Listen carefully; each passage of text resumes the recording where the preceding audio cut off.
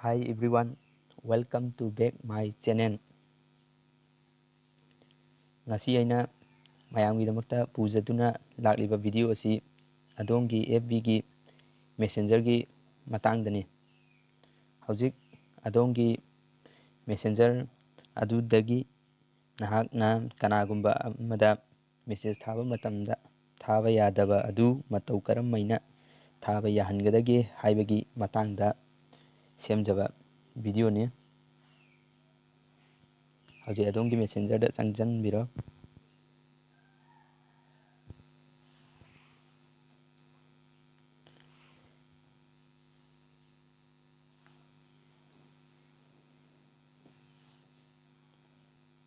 Hojik thaba yade senfen thadokura.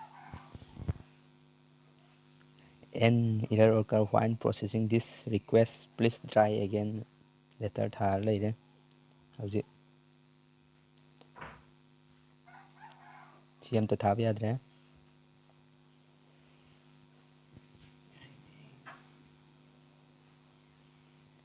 Nahakna hojik screenshot si laujanbiro.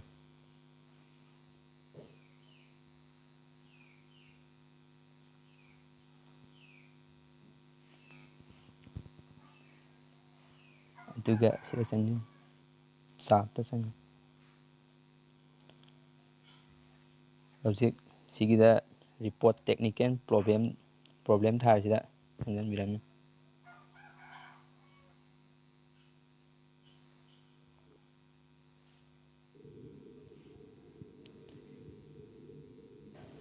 Ngasai screenshot laukiba picture do sida hapchanbirami.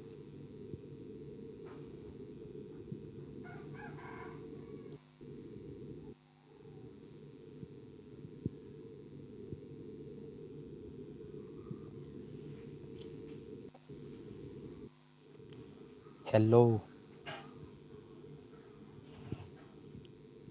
sir or madam,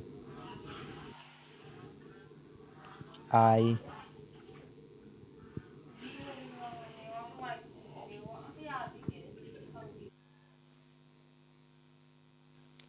facing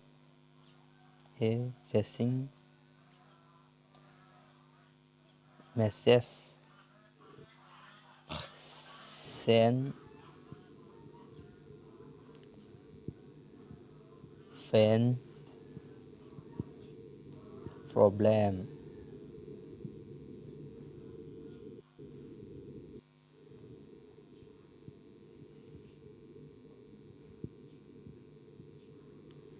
Please fix this problem as soon as possible.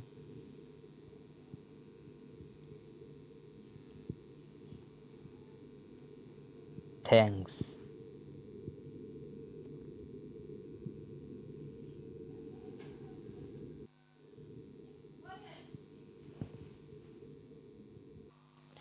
Hojik si thaba lor matungda send haisida nambiro.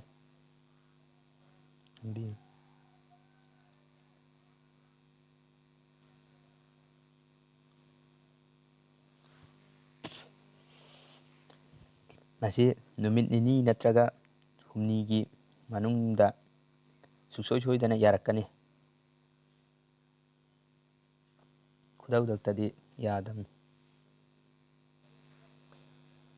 Channel asibu subscribe tawdaba yawba ichin inausingna subscribe tawsinbiramu. Mayam support tawbiyu. Like, comment and share. If you like this video, don't forget subscribe and click bell icon for more updates.